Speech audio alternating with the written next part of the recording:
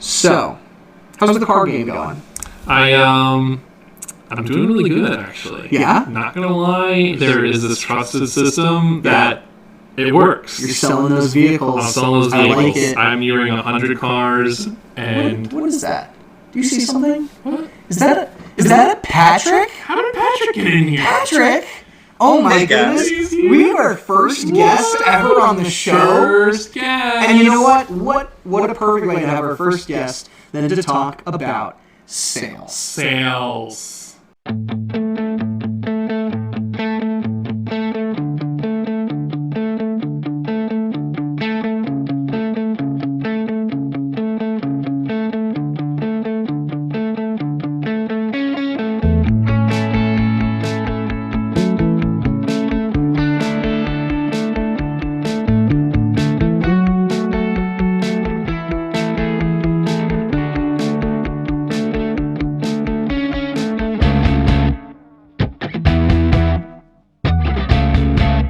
Welcome back to another episode of Big Spoon.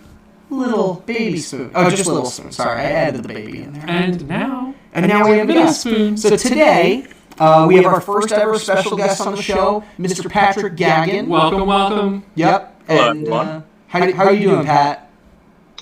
Doing well. How y'all doing? We're doing good. great. We're excited to have We you. are very excited. I can't wait to get into it. I'm so excited. Okay, so So this is a Patrick submission. yes.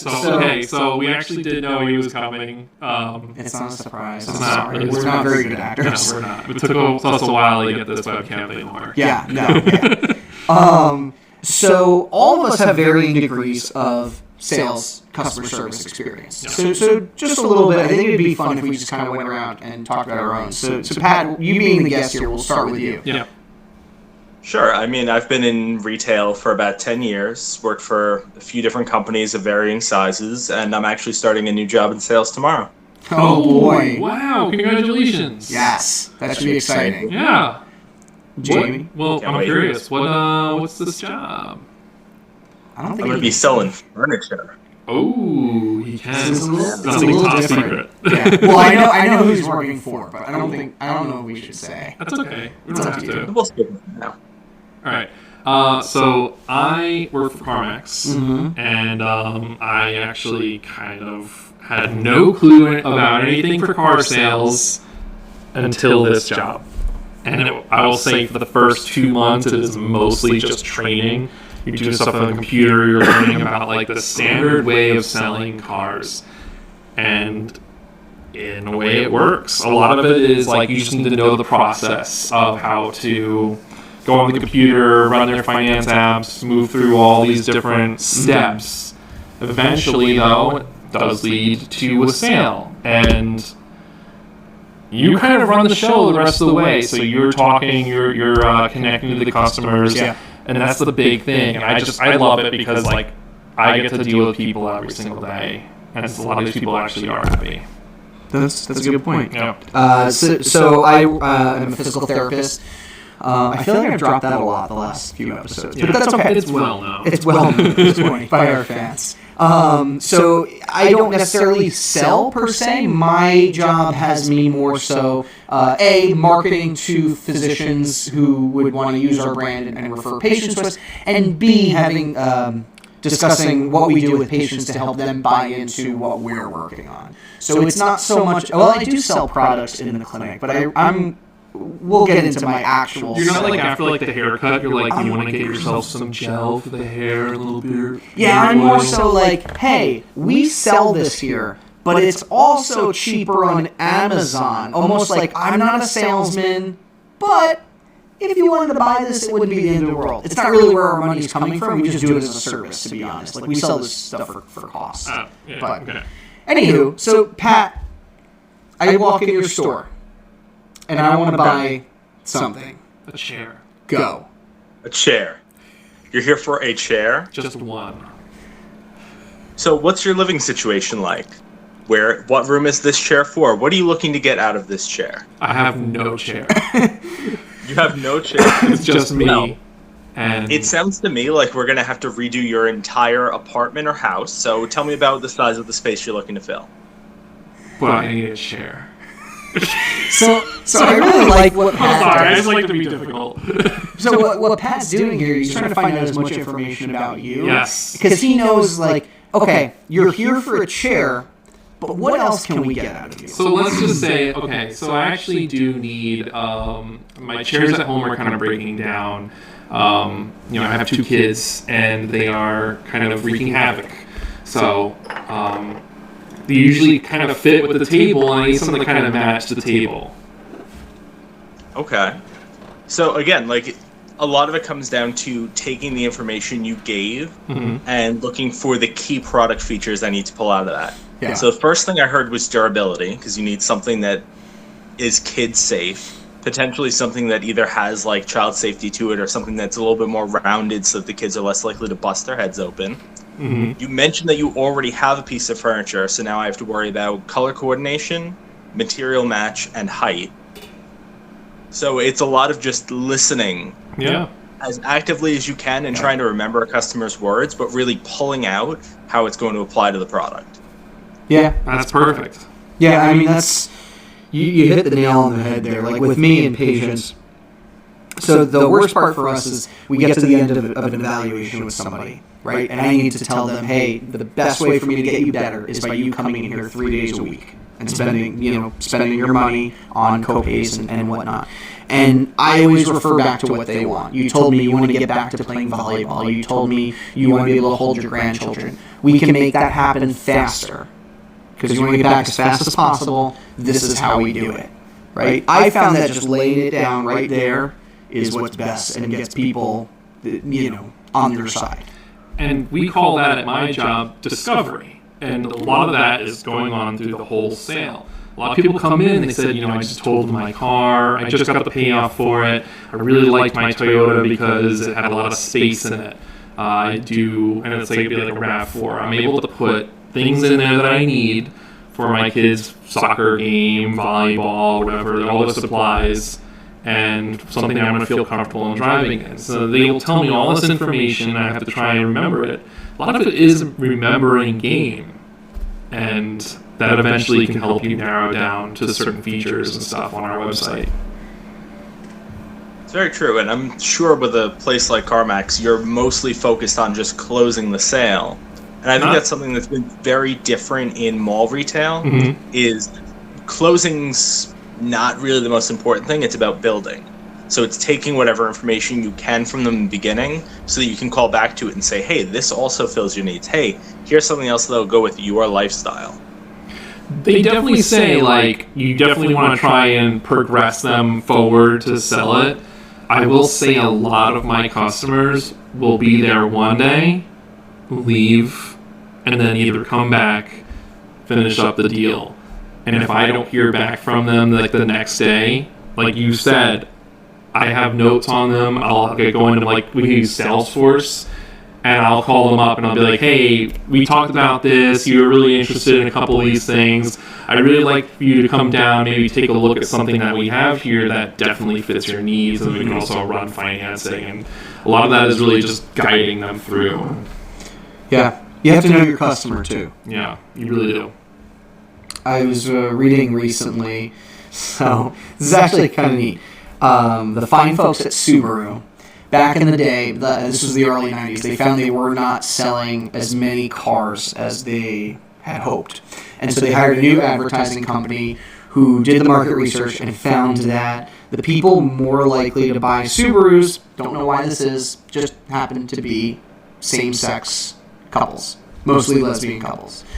And so what Subaru started to do was advertise specifically towards lesbians. Huh. And their sales just started going up. That's why I had a couple of customers say that. What about a Subaru? And I've had someone literally say, I'm not a lesbian. Really? And I don't know what to say to that, so it's oh. Yeah, they actually did market to lesbians. Wow. So my friend, Charlotte, she's like a Subaru ambassador or something. So I always joke with her that she's a lesbian for that. But anyway.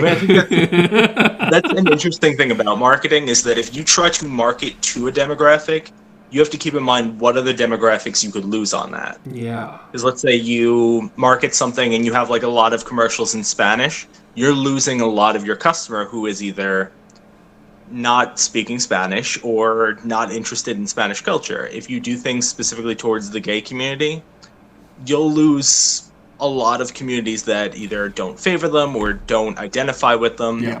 So that's why a lot of advertising used to come across as being kind of bland because they were trying to hit everyone. Mm-hmm. But now you kind of have to find your niche and stick with it. Do you remember, because you touched on that, the Campbell's commercial? Campbell's did it was like, they had like a same-sex couple enjoying Campbell's chicken noodle or something. Wasn't it an interracial couple? Was it an Or am I interracial? thinking of something Something like that. But they, again, like this is touching on that, like these notes of, we can sell it to these people as well. And people flipped out. And they're like, how dare you put that? We don't want to see that as a commercial.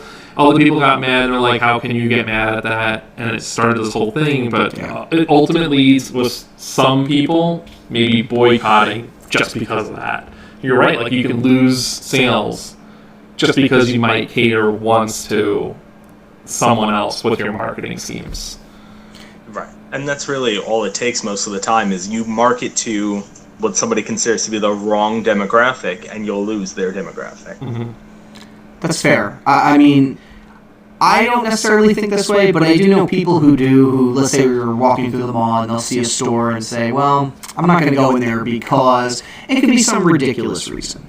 I didn't like the way that they did this, or I don't really know. I do know. I know I talked to you about this, Patrick, the Lululemon cult.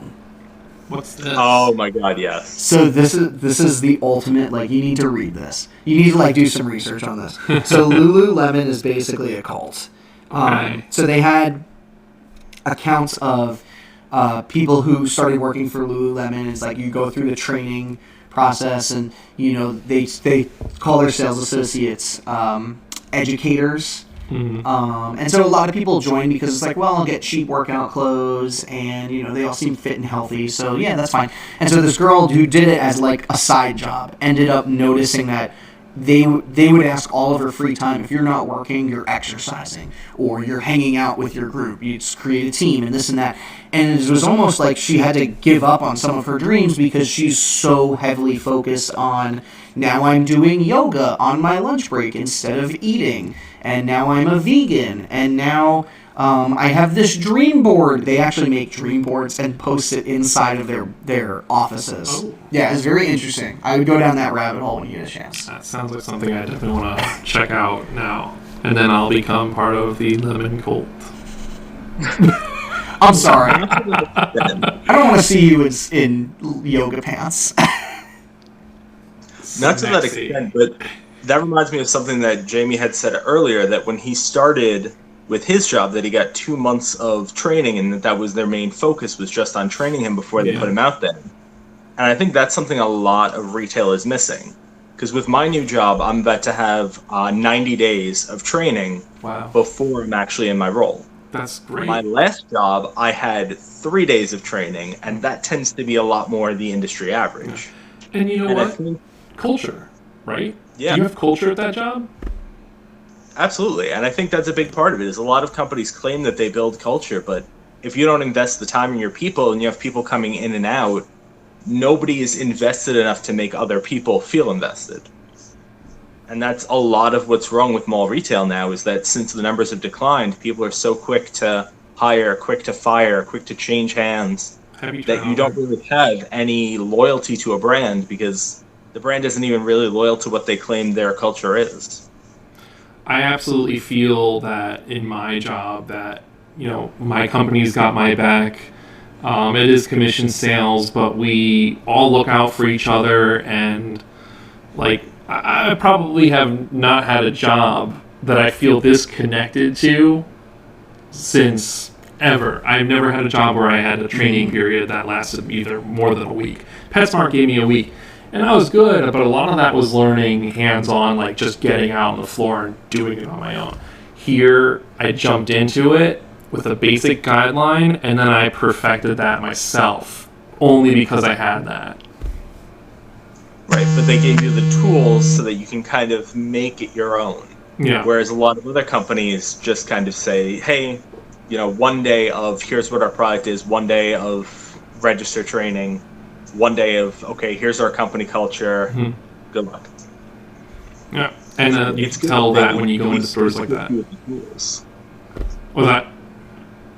No, I said it's good that they at least equipped you with the tools you needed to kind of get going there. Yeah. Yeah. And I mean, training will be heavily on other people to do that for you, and maybe because they don't have that training on a screen or like your hands-on, those people that are constantly doing that are not able to focus on anything else. So it's on like the manager's jobs, and it is their job to make sure you're getting the right training, but so much can get lost through the cracks when you don't have a set guideline. It's hard when you're learning something new all at once. So my company is always tweaking, how do we train, patient service representatives, PSRs, secretaries, whatever you want to call them. How do we train, new directors that are jumping into the role? So when I became the first clinic that I was in charge of, right, it was a startup. There's nobody there beyond me and my PSR, and that's it. And it was a circumstance in which the previous director had passed away, and so they needed me there like immediately. So they throw me in, no training, sorry, I hit the microphone here. No training, no, here's how you market, here's how you do this, here's how you do that, for a solid, 3 weeks of just me alone with, a few patients. Obviously, I know how to treat and get them better, but I don't know how to run a clinic without any of that type of training. So it was an interesting transition to just be thrown to the wolves, so to speak. I remember back when we went on to your bachelor weekend trip, and you had your book on you, your laptop, and at that point, I was like, whoa, you do so much more for your company than I thought you did, because you actually have to go to different other places and clinics, I guess. Yeah. And tell them, hey, if you have anyone who needs anything for physical therapy, bring it over to us. You're handling all of that. Yeah. So a lot of the techniques that Pat was talking about, active listening, I use every day. So I like to use the term cold call. I walk into doctors' offices. At this point, a lot of them know who I am, but at first they don't. And so you're almost walking in, introduce yourself, hi, how are you? Sometimes they're really busy, and I'll just, here's some stuff, have a nice day. Here's some candy. I always bring candy. People I've seen the most grumpy people go from super happy just from a bag of Twizzlers. It's unbelievable. Something about snacks. But yeah, I ask. So the differences between me and you guys is that I have a long time to get as much information as I can. I could go in and ask one question: how do you use physical therapy? Then the next month I can go in and say, who in your clinic refers patients to a physical therapist, and go from then and then, but collect that data and information. And while I'm doing that, I'm also looking behind the desk. I see you have a Philadelphia Flyers notepad. Are you a big Flyers fan? Maybe next time I come in, I give them a little tiny Flyers keychain or something like that. Little things like that to fancy win people over to your side. Yeah. And I think that's another part that's interesting is your level of sales, and even Jamie's level of sales, it's so client-based that you have to be really on top of every single person that you deal with, because missing one opportunity can be thousands of dollars. Whereas, what I'm used to in traditional mall retail, you miss out on a customer, you miss out on $80. Yeah. Not to say it's nothing, but it's not the kind of significant relationship building that you get from now going into furniture, dealing with doctors, dealing with people buying cars. It's a whole different level. Yeah, but this furniture, because I'm used to I still think of you working over at Fossil, and that was the beginning. You were really learning that this is your path. You can manage accounts like that. But furnitures that's another big purchase. People finance furniture. Yeah. So I mean, I'm not sure if that's something that you do at your job, but Yeah, if someone does leave and you're able to make an account, like, you got to set those follow-ups, because if they go to another store, like, you're right, you can lose it. Right, because the average sale at the store I'm going into is about $1,600 per sale, whereas at, let's say when I was selling shoes, $80 to $100. Yeah. The whole different ballgame. Yeah, so you're not selling as much product in one day, but you're bringing in more money than ever before. Right. Yeah, because now I'm supposed to be doing like $15,000 in sales a week. Before I was doing 10,000, but that 10,000 sales is over 100 sales across my 40 hours. Now it's going to be 8 or 9. So realistically, 1 or 2 sales a day is really all it takes when you're really building clientele like that. Yeah, I mean, I sell at most right now maybe 4 cars a week. Like, that would be maybe average. And that's pretty good if I'm doing other things. So I'd imagine being able to sell some furniture a little bit sooner because it's not as big of a purchase. Mm-hmm. Are you commission based there? Yeah. So like it's like I mean that's a lot of what like the bigger sales get into is start getting into commission because otherwise it's a lot of time you have to dedicate to people to just get your flat rate. Yeah. The difference too in retail is the type of clientele you're getting. If I walk into a retail store, I could just be looking around. I mean, my wife and I will walk into furniture stores just to get ideas, things we like, whatever it may be. We're not actually there to buy anything. Whereas I'm not going to a car dealership unless I know I'm buying a car. I might not buy one from you because I'm going to shop around and get the best deal I can. But we could do a whole episode on buying a car. I would work so hard on convincing you, man. Yeah, I would get you to buy a car. We'll see. Hannah has some questions. Yeah. Anyway, but we'll get to that. Where was I going with this? Yeah, I'm not going to go into a car dealership unless I'm trying to actively buy a car. Because why would I waste my time, your time? I find going to a car dealership like pulling teeth, but I know that that's intentional because you're trying to put me in a situation where I'm pressured and more likely to purchase a vehicle. But that's more into the psychology piece of this. So but even from a financial standpoint, cars are like tier A because it's one of the biggest purchases you'll ever make in your life each time you buy a car. Yeah. The only thing that's really bigger is when you're getting a home. Mm-hmm. Running financing on a car and a house are completely different. I mean, though those are the same, but they're completely different from financing something else. Right. Yeah. Yeah, because then the next step down, furniture is probably the next thing after that, and then from there, it's probably mall retail. But then how likely a person is to come into any of those really determines how likely you are to close. If somebody's going house shopping, you don't really go look at houses if you're not in the market for a house. You're not going to sit down with a realtor just for shits and giggles. Yeah. Car shopping, 95% of people want or need a car if they're car shopping, unless they're going just to try the newest model of something. I would argue it's even more than 95%. I'd say like 98, 99. We say that if you're walking through the door, like the customers that walk through the door are going to be your most important ones. And sometimes it doesn't turn into it because they are maybe just starting out their search, but it means that they're interested. Wait, customer walking into the door versus a customer that doesn't walk through the door? Like they just stand in there and wave to you? Like I'm a little confused. Well, we also take calls. People call in, they want to learn about maybe a car that's on the lot. We do a lot of stuff where we're sitting at the computer. And that might change at one point. But right now, I build a lot of leads based off of that, and I have to convince them to come into the store because that's where the magic happens. Yeah. But I can do a lot over the phone. But the thing is, if you're coming in, you're walking through those doors, you are on a mission. Yeah. So, I actually, do you know anything about Carvana? so from what I know very little. All I know is I invested in them. Okay. And it turned out to be a pretty good choice for me. But, yeah.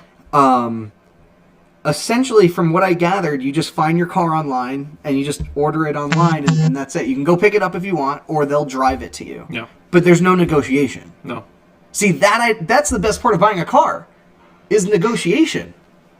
No. Haggling down, see what you can get off. We don't haggle either. You don't haggle at No, CarMax? Nope. Why? Because there's so many cars we could choose from. I mean, we have 200 plus locations.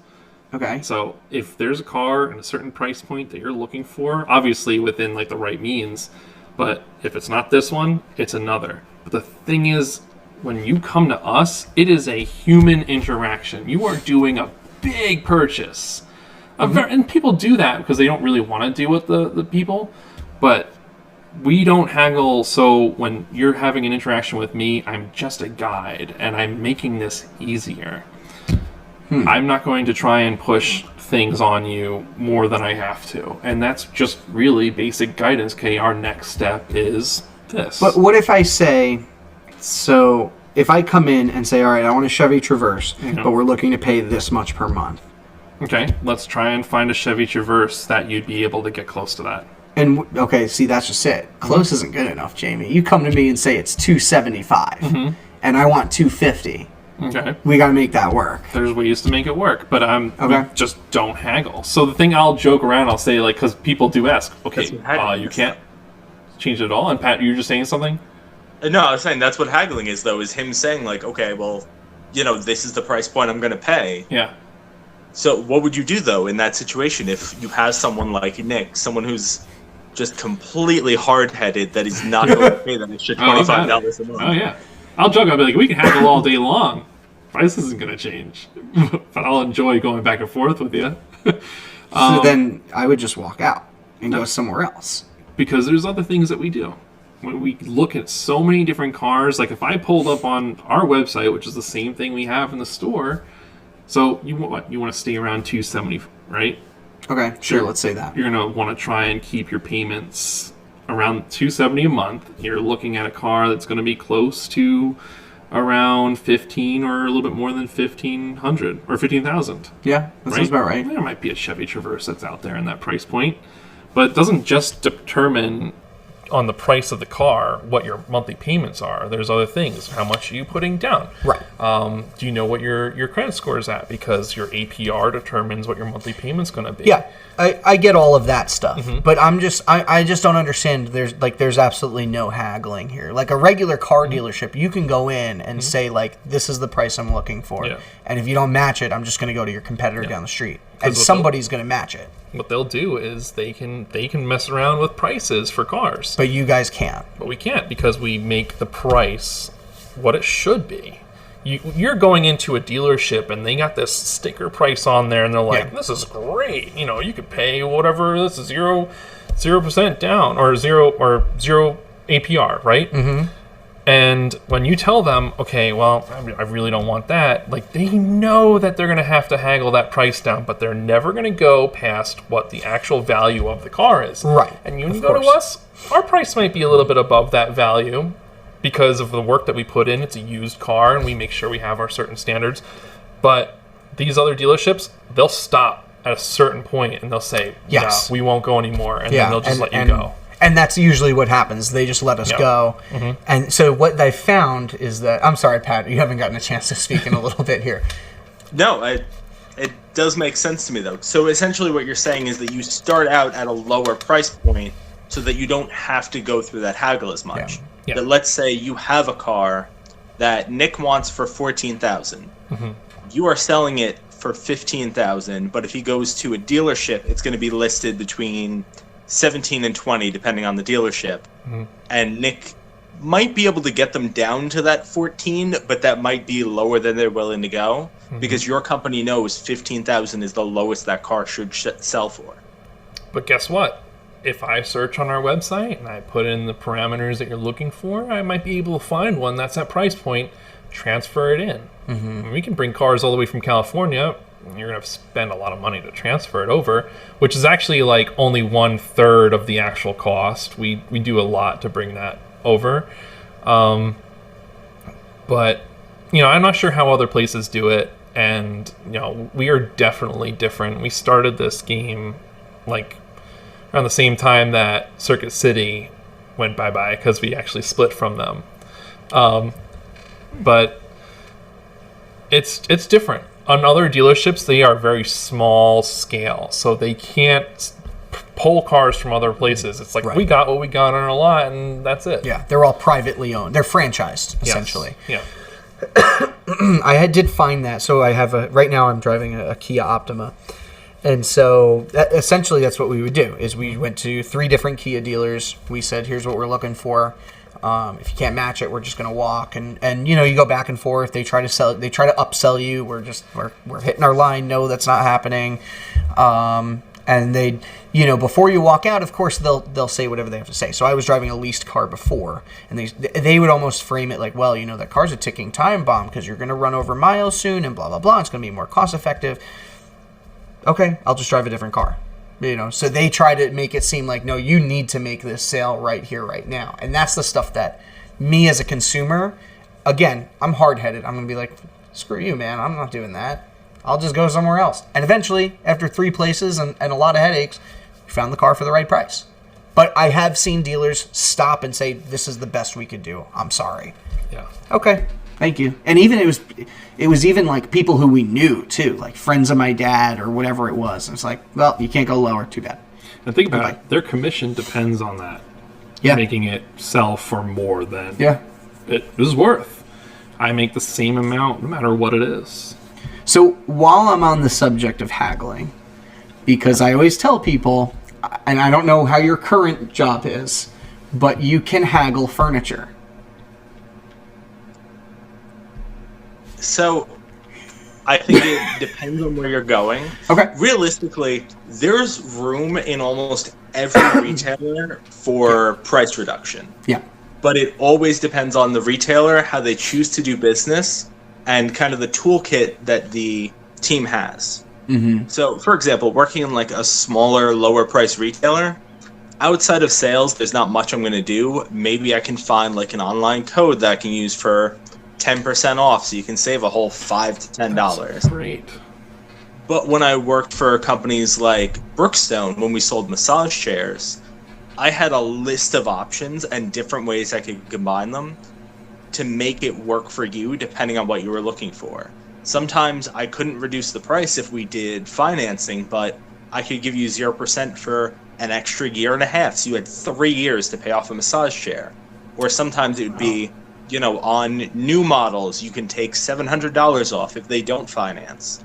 And then sometimes it was trying to find a way to split the difference and saying, okay, since you want to finance, I can give you a year at 0%, but I can only take $300 off. And it was a lot more of that game of how much can I combine to get the lowest price, depending on how difficult the Nick-like person was being that day. Mm-hmm. So I'm not sure with the new company since I'm just starting in, but right. I do know that there is almost always room on everything. The difference is, though, the bigger a purchase is, the bigger 1% can make. So 10% off on a pair of shoes that's $100 is $10 off. But if you're spending $1,600 and I found something that gives you $160 off, that 10% sounds like a lot more. So I, when my wife and I were buying furniture for our current apartment, right, we had to get rid of our bed. We needed a new bed because we had a king size. It was too big. Couldn't bring it with us. So we said, all right, let's go for a queen. I hate it, but that's a whole different story. We could do a whole podcast about how much I hate a queen size bed. You'll write that down. Write that down. Anyway, so we go into a nationally known big furniture store company. Bob's. I will not disclose which one it is. It's not the one you're about to work for, though, Patrick, if that helps. Okay. Anyway, we went in, end of the day on a Sunday. There's maybe like half hour left before they close. And we took our sweet time. Kind of waffled around a little bit. Well, we like this bed, but this bed's nice too. And what do you think? And we definitely want to walk out of here with a bed today, but I'm not really sure how we're feeling the price. And sort of wishy-washy. They ended up taking $1,000 off in the end. Holy cow. Between different, like, well, we can try doing this, and you know, you could use this style of mattress, which is the same type of comfort as this one here, but it's, you know, it's cheaper, and you could do this and that, and blah, blah, blah, and floor model, and whatever it was. we eventually broke them down. And again, end of the day, the store's basically shutting down. You know, this went on for like an hour. Even I was like, Smart. Jesus, This is Hannah, smart. like, this is getting ridiculous. But it worked. And that's, I think if you go near close, you're going to get one of two people. You're lucky you got the kind of person you did. Right. Because otherwise, you're going to get somebody like me who's going to say, great, if you need to sleep on it, sleep on it. It's going to be the same price tomorrow. Yeah. And that's fair. It depends on, you know, who the seller is, who the buyer is. These transactions can happen 1,000,001 different ways. Right. I find that I will spend a lot of time with my customers, and like I do like a 6-hour deal, and a lot of that is either going over certain maybe stipulations with finance apps. I didn't get this job to get into sales. I'm a customer service person, and I actually was looking for customer service jobs beforehand, but every time you find something or you're looking for a general job like that, you're probably going to get an interview with like a pyramid scheme here or there. So I was a little skeptical about doing something like that. It's real, and they're like real pyramid schemes but they're legal. They somehow are just totally fine. Oh, you just go through the ranks, and then you can manage and be customer service, whatever you want. But first, you're going to go door to door. Well, So- that's all part of company culture. Is if you frame something correctly, someone who's applying for that job is going to say, "Oh, okay, I guess that makes sense." So back to the Lululemon example. This poor girl was told by Lululemon that, well, you're going to be so healthy that you won't need insurance.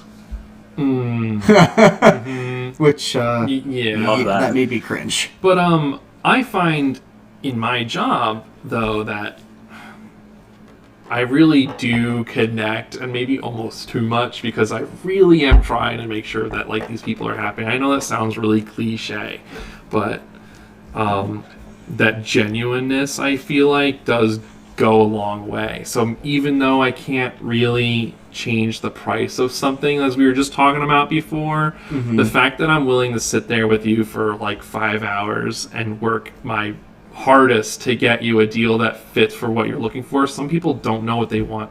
They just know that they need a car, and they just have no clue like what their financial situation is. So when I finally am able to get them something that actually gives them approval, they're just like, oh my god, thank you. How do we get this to work? Yeah. So Pat, before we wrap this thing up, what would you say is the most important thing when trying to make a sale?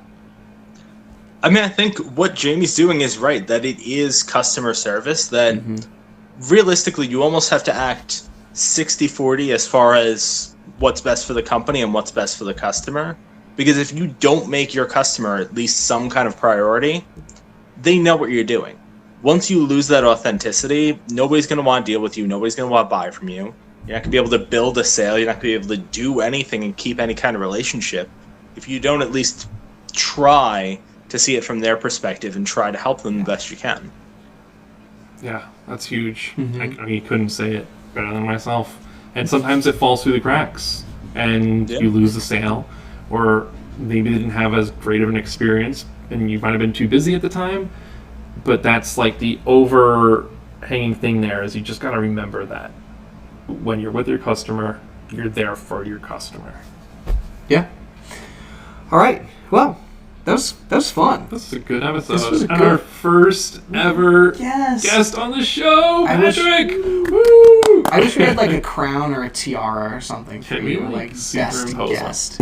I mean, I always wish I had a tiara. I don't know if I can do that. I can try. You're the one who edits these things. I know. I think I can. Yeah, I'm we'll trying. see. We'll see. He's been in the same spot the whole time, so that's Yeah, good. he doesn't move a lot, which is Yeah. kind of nice. Good. We were like this. He's just a floating orb of human, just above us. What else is new? Oh. So, for you at home who enjoyed our conversation, remember you can find us on Facebook, Big Spoon, Twitter, Little Spoon, Big and Spoon, Little Twitter. Spoon. What is it on Twitter? What's our Twitter handle? At Big we Little did. Spoon. At Big Little Spoon, that's At right. Big Little Yeah. Spoon on Twitter. Yeah. And then you can find us on all your favorite podcasting apps. Podbean. Podbean. Sorry, I just like saying that. That's fine. We're on YouTube too. I Yep. think we always forget about YouTube. Mhm. And and we forgot about this. The song you hear on our podcast is no. As I Am by Josh Woodward. A link to his website can be found in our show notes. Thank you, Josh. Thank you. Sorry about that. It's been a while. We didn't do it in our last two, but it's there. It's in the show notes for all of them. Please don't sue us. And you can email us. We hate forks at gmail.com. Stick with us, friends, because we got more exciting episodes coming up in the next few weeks. Woo. Patrick, thank you again for being on the show. Yeah, you have to come back. Thank you, guys. And you'll have to come back. You will. So, all right, friends, have a good afterlife. What?